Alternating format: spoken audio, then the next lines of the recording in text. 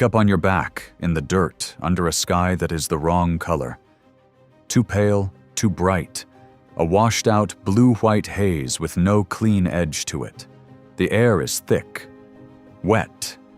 It sits in your lungs like you're breathing through a warm, damp towel. And somewhere off to your left, something is breathing too.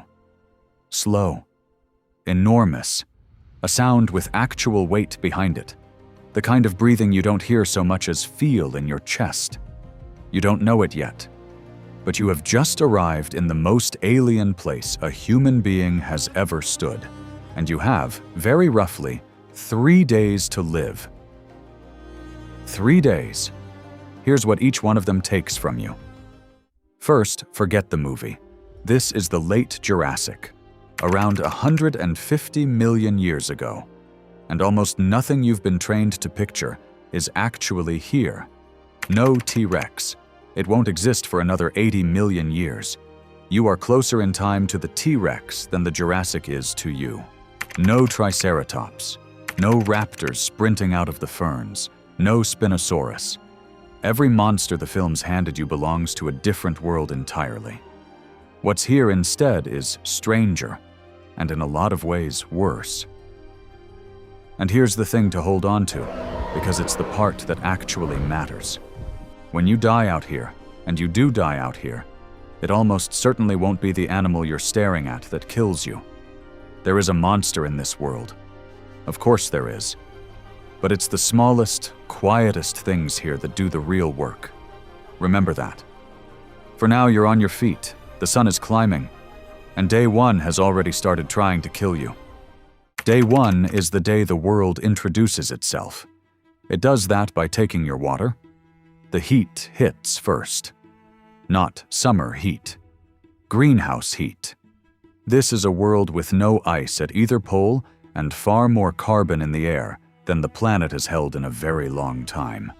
A thick, permanent, wet warmth with no cool evening waiting on the other side of it to save you. By midday, it isn't a discomfort. It's a countdown. A body in wet heat like this sweats out water it can't spare even sitting still. And you are not sitting still. You're panicking, moving, burning through what you've got faster than you can name it.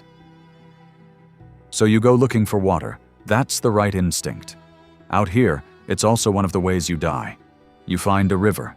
Wide, brown, braided across the flat in slow, shining channels. You drink. Of course you drink. You have to. But that water has been stood in, wallowed in, and died in by animals the size of houses for miles upstream. It's a warm broth of bacteria and parasites your body has never once met and has no defense against. You won't feel it today. You'll feel it on day 3. That's the first thing this world does to you. It hands you the water you need, lets you poison yourself with it, and then it waits. Day 1, you fall asleep still telling yourself you can survive this. Day 2 is when the world stops pretending.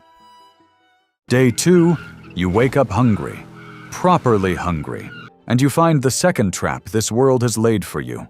Look around. It's green. Overwhelmingly, impossibly green. Ferns to the horizon, towering conifers, squat cycads, horsetails crowded along the water. And almost none of it will feed you. Here's what nobody tells you about the Jurassic. There's no grass. Grass hasn't evolved. That soft green carpet you've walked on your whole life does not exist anywhere on this planet. There's no fruit, no berries, no sweet, ripe, edible anything. The flowering plants that will one day fill the world with fruit and grain haven't taken over yet. A few may be creeping into existence somewhere, but the orchard you're hoping for is tens of millions of years away.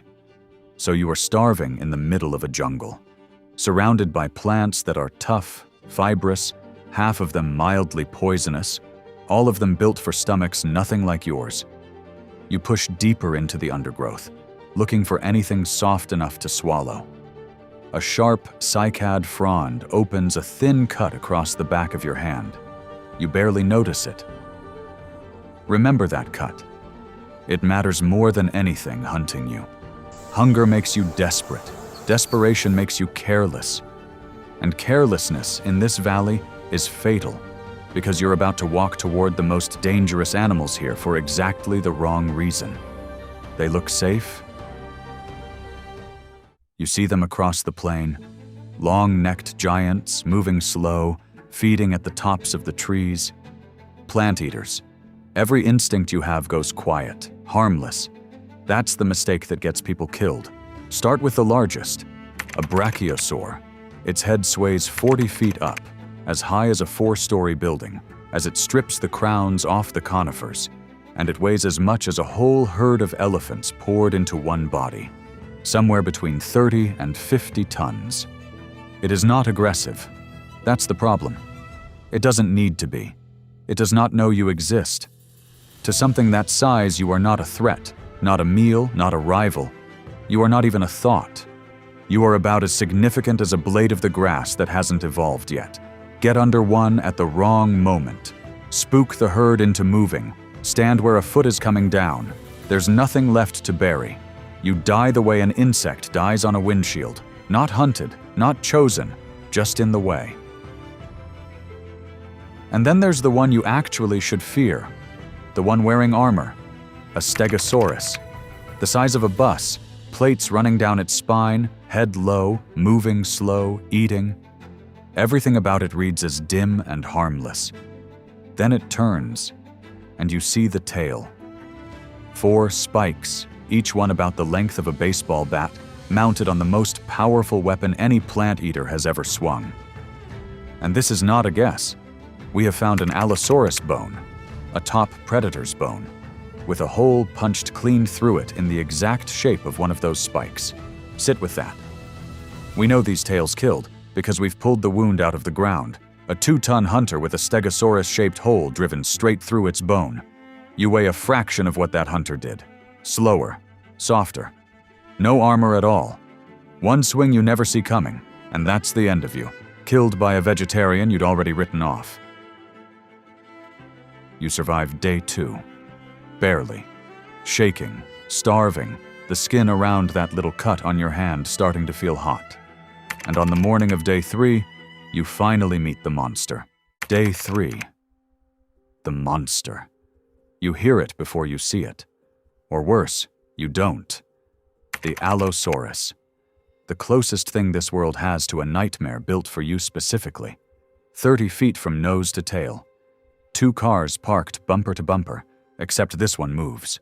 2 tons of muscle over 2 legs, heavier than the car you drive to work. A skull lined with dozens of blade-edged, backward-curving teeth, not built to crush, but to slice, to open something up and let it bleed. That hunting style is the part that should frighten you most. This is an animal that picks fights with prey many times its size. The giants, the armored ones, the things that could kill it, on purpose. You are not a hard target.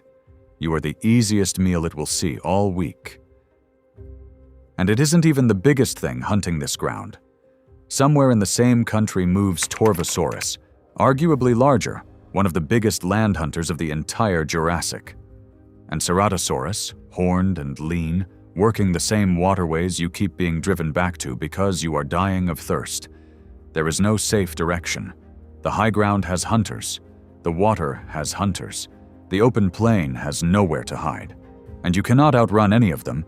Your flat sprint is their easy jog, and you are already starving, already burning with fever, already done. So you do the only thing left.